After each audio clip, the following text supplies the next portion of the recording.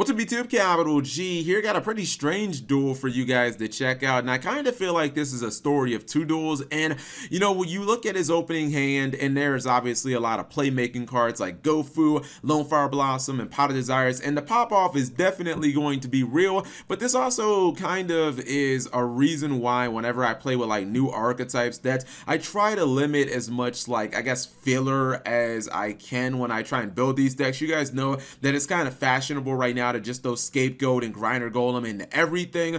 Also cards like Brilliant Fusion and the Predaplant Engine, like, they can be really nice for like turn one plays. The problem is, once your turn one board has been like established, if that board gets cracked, these cards don't really help you do much because they're kind of just early game cards, and they can give your deck a really high ceiling for the first couple of turns, but if it doesn't go well, you're just kind of left with a bunch of junk, and you're not actually using your archetype to its actual win condition and to its fullest. So this is, yeah, kind of going to show that. And you can see his opponent starts with Evenly Match in his hand, and he's going first. So unless he makes something that has some nice stun, or unless he makes a really strong board, Evenly Match is going to blow him out. So this is kind of why I say don't be putting Brilliant Fusion in every deck ever, or, you know, relying on gimmicky cards like the Predaplants and other decks, because yeah, it can be nice when it goes off, but then when it doesn't, I don't know, I just feel like it's you're getting away from what your deck actually does. So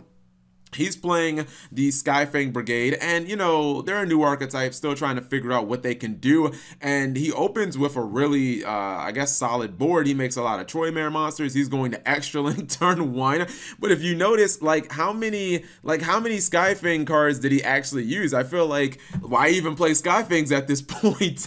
You know, you made Extra Link turn one and you gave your opponent an Ibly, and that's really cool, but like when we check his graveyard, okay, there's a couple of Skyfangs in there, but you could have probably done this with any deck. So watch what's going to happen to him. He's going to crash into the lowest attack monster, then he activates Evenly Match, and I think his opponent is basically going to kick his chest in. Anybody else noticing that dinosaurs are becoming very popular? I know that dinosaurs made top 16 at the YCS in Melbourne, and I don't know, man, I feel like if they get something off their ban list like Miscellaneous Saurus, we might be looking at dinosaurs maybe a top 3 deck. So he only, or not only did he trish him, but then he made True King of All Calamities.